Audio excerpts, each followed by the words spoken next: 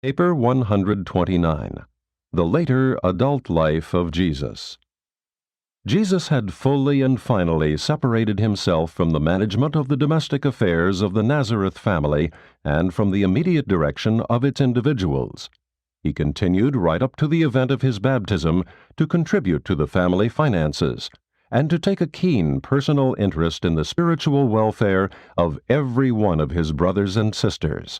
And always was he ready to do everything humanly possible for the comfort and happiness of his widowed mother. The Son of Man had now made every preparation for detaching himself permanently from the Nazareth home, and this was not easy for him to do. Jesus naturally loved his people. He loved his family, and this natural affection had been tremendously augmented by his extraordinary devotion to them. The more fully we bestow ourselves upon our fellows, the more we come to love them. And since Jesus had given himself so fully to his family, he loved them with a great and fervent affection. All the family had slowly awakened to the realization that Jesus was making ready to leave them.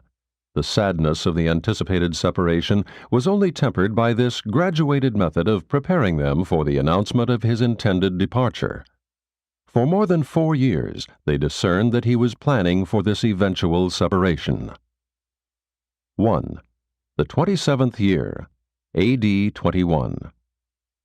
In January of this year, A.D. 21, on a rainy Sunday morning, Jesus took unceremonious leave of his family, only explaining that he was going over to Tiberias and then on a visit to other cities about the Sea of Galilee. And thus he left them, never again to be a regular member of that household. He spent 1 week at Tiberias, the new city which was soon to succeed Sepphoris as the capital of Galilee. And finding little to interest him, he passed on successively through Magdala and Bethsaida to Capernaum, where he stopped to pay a visit to his father's friend Zebedee. Zebedee's sons were fishermen. He himself was a boat builder. Jesus of Nazareth was an expert in both designing and building. He was a master at working with wood, and Zebedee had long known of the skill of the Nazareth craftsman. For a long time Zebedee had contemplated making improved boats. He now laid his plans before Jesus, and invited the visiting carpenter to join him in the enterprise, and Jesus readily consented. Jesus worked with Zebedee only a little more than 1 year, but during that time he created a new style of boat and established entirely new methods of boat-making. By superior technique and greatly improved methods of steaming the boards, Jesus and Zebedee began to build boats of a very superior type, craft which were far more safe for sailing the lake than were the older types. For several years Zebedee had more work turning out these new-style boats than his small establishment could handle. In less than 5 years, practically all the craft on the lake had been built in the shop of Zebedee at Capernaum. Jesus became well known to the Galilean fisherfolk as the designer of the new boats. Zebedee was a moderately well-to-do man. His boat-building shops were on the lake to the south of Capernaum, and his home was situated down the lake shore near the fishing headquarters of Bethsaida. Jesus lived in the home of Zebedee during the year and more he remained at Capernaum. He had long worked alone in the world, that is, without a father, and greatly enjoyed this period of working with a father-partner. Zebedee's wife, Salome, was a relative of Annas, one-time high priest at Jerusalem and still the most influential of the Sadducean group, having been deposed only 8 years previously. Salome became a great admirer of Jesus. She loved him as she loved her own sons, James, John, and David, while her 4 daughters looked upon Jesus as their elder brother. Jesus often went out fishing with James, John, and David, and they learned that he was an experienced fisherman as well as an expert boat builder. All this year Jesus sent money each month to James. He returned to Nazareth in October to attend Martha's wedding, and he was not again in Nazareth for over 2 years, when he returned shortly before the double wedding of Simon and Jude. Throughout this year Jesus built boats and continued to observe how men lived on earth. Frequently he would go down to visit at the caravan station, Capernaum being on the direct travel route from Damascus to the south. Capernaum was a strong Roman military post, and the garrison's commanding officer was a Gentile believer in Yahweh, a devout man, as the Jews were wont to designate such proselytes. This officer belonged to a wealthy Roman family, and he took it upon himself to build a beautiful synagogue in Capernaum, which had been presented to the Jews a short time before Jesus came to live with Zebedee. Jesus conducted the services in this new synagogue more than half the time this year, and some of the caravan people who chanced to attend remembered him as the carpenter from Nazareth. When it came to the payment of taxes, Jesus registered himself as a skilled craftsman of Capernaum. From this day on to the end of his earth life, he was known as a resident of Capernaum. He never claimed any other legal residence, although he did, for various reasons, permit others to assign his residence to Damascus, Bethany, Nazareth, and even Alexandria. At the Capernaum synagogue, he found many new books in the library chests, and he spent at least 5 evenings a week at intense study. One evening he devoted to social life with the older folks, and one evening he spent with the young people. There was something gracious and inspiring about the personality of Jesus which invariably attracted young people. He always made them feel at ease in his presence. Perhaps his great secret in getting along with them consisted in the twofold fact that he was always interested in what they were doing, while he seldom offered them advice unless they asked for it. The Zebedee family almost worshipped Jesus, and they never failed to attend the conferences of questions and answers which he conducted each evening after supper before he departed for the synagogue to study. The youthful neighbors also came in frequently to attend these after-supper meetings. To these little gatherings Jesus gave varied and advanced instruction, just as advanced as they could comprehend. He talked quite freely with them, expressing his ideas and ideals about politics, sociology, science, and philosophy, but never presumed to speak with authoritative finality except when discussing religion, the relation of man to God. Once a week Jesus held a meeting with the entire household, shop and shore helpers, for Zebedee had many employees. And it was among these workers that Jesus was first called the Master. They all loved him. He enjoyed his labors with Zebedee in Capernaum, but he missed the children playing out by the side of the Nazareth carpenter shop. Of the sons of Zebedee, James was the most interested in Jesus as a teacher, as a philosopher. John cared most for his religious teaching and opinions.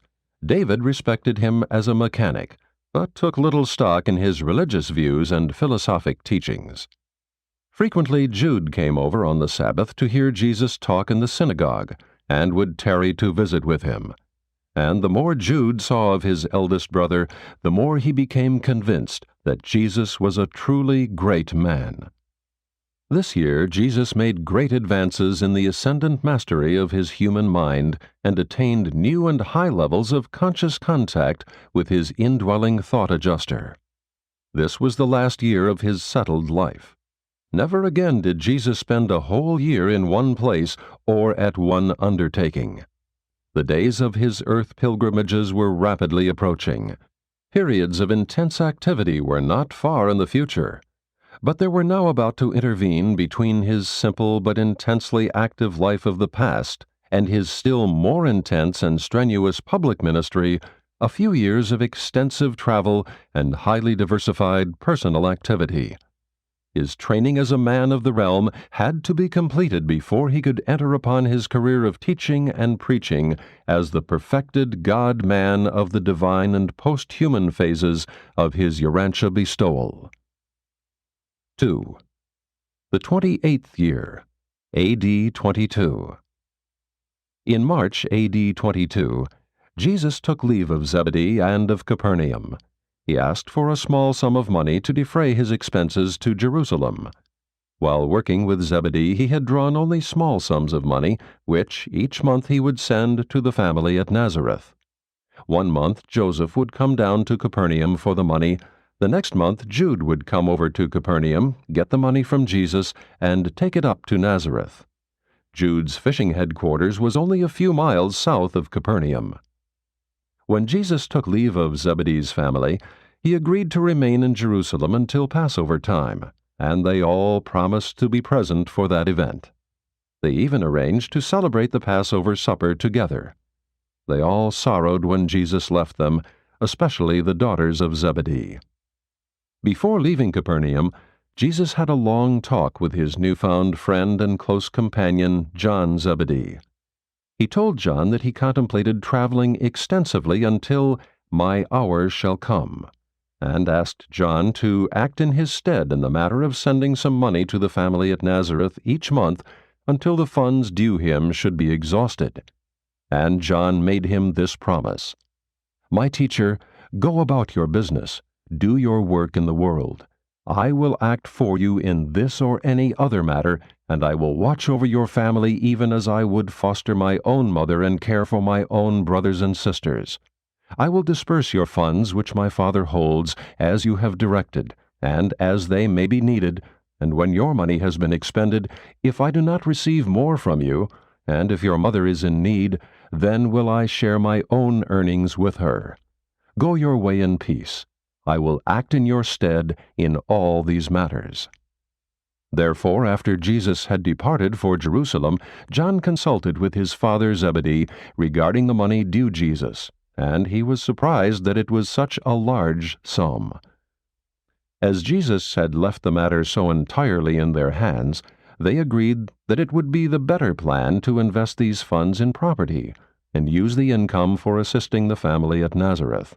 And since Zebedee knew of a little house in Capernaum which carried a mortgage and was for sale, he directed John to buy this house with Jesus' money and hold the title in trust for his friend. And John did as his father advised him. For 2 years, the rent of this house was applied on the mortgage, and this, augmented by a certain large fund which Jesus presently sent up to John to be used as needed by the family, almost equaled the amount of this obligation. And Zebedee supplied the difference, so that John paid up the remainder of the mortgage when it fell due, thereby securing clear title to this 2-room house. In this way, Jesus became the owner of a house in Capernaum, but he had not been told about it. When the family at Nazareth heard that Jesus had departed from Capernaum, they, not knowing of this financial arrangement with John, believed the time had come for them to get along without any further help from Jesus. James remembered his contract with Jesus, and with the help of his brothers, forthwith assumed full responsibility for the care of the family. But let us go back to observe Jesus in Jerusalem. For almost 2 months, he spent the greater part of his time listening to the temple discussions with occasional visits to the various schools of the rabbis. Most of the Sabbath days he spent at Bethany. Jesus had carried with him to Jerusalem a letter from Salome, Zebedee's wife, introducing him to the former high priest Annas as "one the same as my own son." Annas spent much time with him, personally taking him to visit the many academies of the Jerusalem religious teachers. While Jesus thoroughly inspected these schools and carefully observed their methods of teaching, he never so much as asked a single question in public. Although Annas looked upon Jesus as a great man, he was puzzled as to how to advise him. He recognized the foolishness of suggesting that he enter any of the schools of Jerusalem as a student, and yet he well knew Jesus would never be accorded the status of a regular teacher, inasmuch as he had never been trained in these schools. Presently the time of the Passover drew near, and along with the throngs from every quarter there arrived at Jerusalem from Capernaum Zebedee and his entire family. They all stopped at the spacious home of Annas, where they celebrated the Passover as one happy family. Before the end of this Passover week, by apparent chance, Jesus met a wealthy traveler and his son, a young man about 17 years of age. These travelers hailed from India, and being on their way to visit Rome and various other points on the Mediterranean, they had arranged to arrive in Jerusalem during the Passover. hoping to find someone whom they could engage as interpreter for both and tutor for the son. The father was insistent that Jesus consent to travel with them. Jesus told him about his family and that it was hardly fair to go away for almost 2 years, during which time they might find themselves in need. Whereupon this traveler from the Orient proposed to advance to Jesus the wages of 1 year so that he could entrust such funds to his friends for the safeguarding of his family against want. And Jesus agreed to make the trip. Jesus turned this large sum over to John, the son of Zebedee. And you have been told how John applied this money toward the liquidation of the mortgage on the Capernaum property. Jesus took Zebedee fully into his confidence regarding this Mediterranean journey, but he enjoined him to tell no man, not even his own flesh and blood, and Zebedee never did disclose his knowledge of Jesus' whereabouts during this long period of almost 2 years. Before Jesus returned from this trip, the family at Nazareth had just about given him up as dead. Only the assurances of Zebedee, who went up to Nazareth with his son John on several occasions, kept hope alive in Mary's heart. During this time, the Nazareth family got along very well. Jude had considerably increased his quota and kept up this extra contribution until he was married. Notwithstanding that they required little assistance, it was the practice of John Zebedee to take presents each month to Mary and Ruth, as Jesus had instructed him. 3. The 29th year, A.D. 23. The whole of Jesus' 29th year was spent finishing up the tour of the Mediterranean world. The main events, as far as we have permission to reveal these experiences, constitute the subjects of the narratives which immediately follow this paper. Throughout this tour of the Roman world, for many reasons, Jesus was known as the Damascus scribe. At Corinth and other stops on the return trip, he was, however, known as the Jewish tutor. This was an eventful period in Jesus' life. While on this journey, he made many contacts with his fellow men, but this experience is a phase of his life which he never revealed to any member of his family, nor to any of the apostles. Jesus lived out his life in the flesh and departed from this world without anyone, save Zebedee of Bethsaida, knowing that he had made this extensive trip.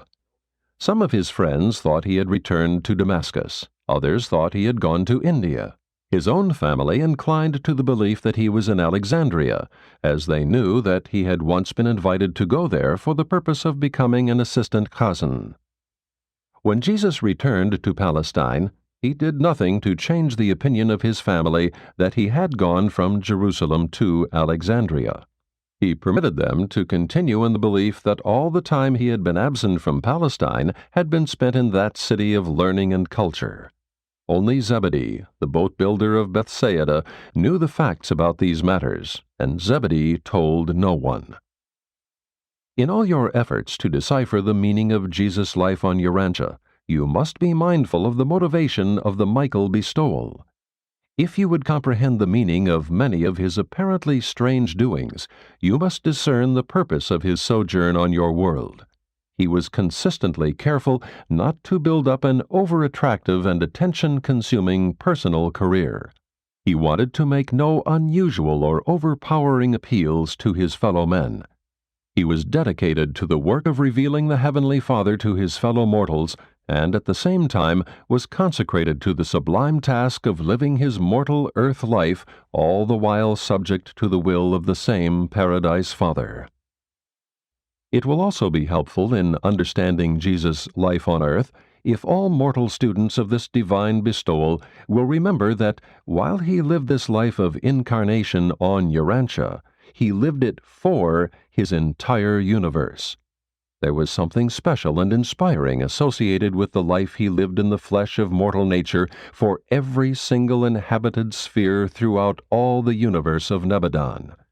The same is also true of all those worlds which have become habitable since the eventful times of his sojourn on Urantia. And it will likewise be equally true of all worlds which may become inhabited by will creatures in all the future history of this local universe. The Son of Man, during the time and through the experiences of this tour of the Roman world, practically completed his educational contact training with the diversified peoples of the world of his day and generation. By the time of his return to Nazareth, through the medium of this travel training, he had just about learned how man lived and wrought out his existence on Urantia. The real purpose of his trip around the Mediterranean basin was to know men. He came very close to hundreds of humankind on this journey. He met and loved all manner of men, rich and poor, high and low, black and white, educated and uneducated, cultured and uncultured, animalistic and spiritual, religious and irreligious, moral and immoral. On this Mediterranean journey, Jesus made great advances in his human task of mastering the material and mortal mind, and his indwelling adjuster made great progress in the ascension and spiritual conquest of this same human intellect. By the end of this tour, Jesus virtually knew with all human certainty that he was a Son of God, a Creator Son of the Universal Father. The adjuster more and more was able to bring up in the mind of the Son of Man shadowy memories of his paradise experience in association with his divine Father ere he ever came to organize and administer this local universe of Nebadon. Thus did the adjuster, little by little, bring to Jesus' human consciousness those necessary memories of his former and divine existence in the various epochs of the well-nigh eternal past. The last episode of his pre-human experience to be brought forth by the adjuster was his farewell conference with Emmanuel of Salvington, just before his surrender of conscious personality to embark upon the Urantia incarnation. And this final memory picture of pre-human existence was made clear in Jesus' consciousness on the very day of his baptism by John in the Jordan. 4. The human Jesus. To the onlooking celestial intelligences of the local universe, this Mediterranean trip was the most enthralling of all Jesus' earth experiences, at least of all his career right up to the event of his crucifixion and mortal death. This was the fascinating period of his personal ministry, in contrast with the soon following epoch of public ministry. This unique episode was all the more engrossing because he was at this time still the carpenter of Nazareth, the boat builder of Capernaum, the scribe of Damascus. He was still the Son of Man. He had not yet achieved the complete mastery of his human mind. The adjuster had not fully mastered and counterparted the mortal identity. He was still a man among men. The purely human religious experience, the personal spiritual growth of the Son of Man well nigh reached the apex of attainment during this, the 29th year.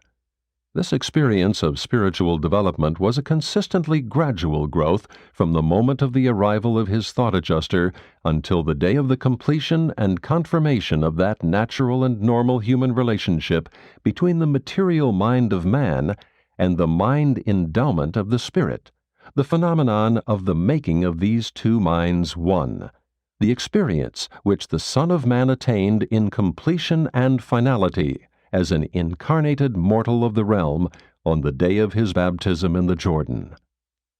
Throughout these years, while he did not appear to engage in so many seasons of formal communion with his Father in heaven, he perfected increasingly effective methods of personal communication with the indwelling spirit presence of the Paradise Father.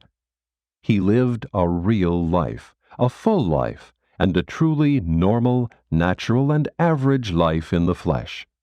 He knows from personal experience the equivalent of the actuality of the entire sum and substance of the living of the life of human beings on the material worlds of time and space. The Son of Man experienced those wide ranges of human emotion which reach from superb joy to profound sorrow. He was a child of joy and a being of rare good humor. Likewise was he a man of sorrows and acquainted with grief. In a spiritual sense, he did live through the mortal life from the bottom to the top, from the beginning to the end. From a material point of view, he might appear to have escaped living through both social extremes of human existence, but intellectually he became wholly familiar with the entire and complete experience of humankind. Jesus knows about the thoughts and feelings, the urges and impulses of the evolutionary and descendant mortals of the realms from birth to death. He has lived the human life from the beginnings of physical, intellectual, and spiritual selfhood up through infancy, childhood, youth, and adulthood, even to the human experience of death. He not only passed through these usual and familiar human periods of intellectual and spiritual advancement, but he also fully experienced those higher and more advanced phases of human and adjuster reconciliation which so few Urantia mortals ever attain. And thus he experienced the full life of mortal man, not only as it is lived on your world, but also as it is lived on all other evolutionary worlds of time and space, even on the highest and most advanced of all the worlds settled in light and life. Although this perfect life which he lived in the likeness of mortal flesh may not have received the unqualified and universal approval of his fellow mortals, those who chanced to be his contemporaries on earth, still the life which Jesus of Nazareth lived in the flesh and on Urantia did receive full and unqualified acceptance by the Universal Father as constituting at one and the same time and in one and the same personality life the fullness of the revelation of the eternal God to mortal man, and the presentation of perfected human personality to the satisfaction of the infinite Creator. And this was his true and supreme purpose. He did not come down to live on Urantia as the perfect and detailed example for any child or adult, any man or woman, in that age or any other. True it is indeed that in his full, rich, beautiful, and noble life we may all find much that is exquisitely exemplary, divinely inspiring. But this is because he lived a true and genuinely human life. Jesus did not live his life on earth in order to set an example for all other human beings to copy. He lived this life in the flesh by the same mercy ministry that you all may live your lives on earth. And as he lived his mortal life in his day, and as he was, so did he thereby set the example for all of us, thus to live our lives in our day and as we are.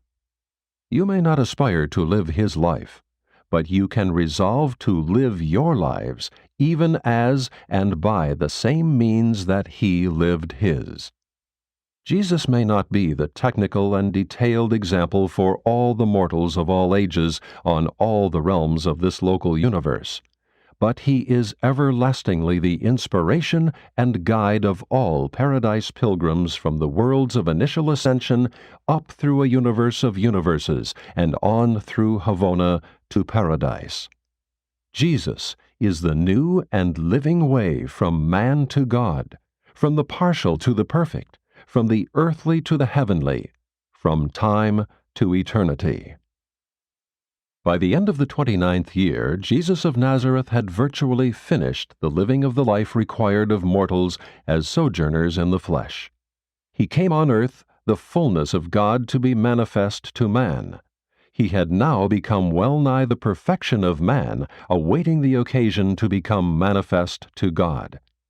And he did all of this before he was 30 years of age.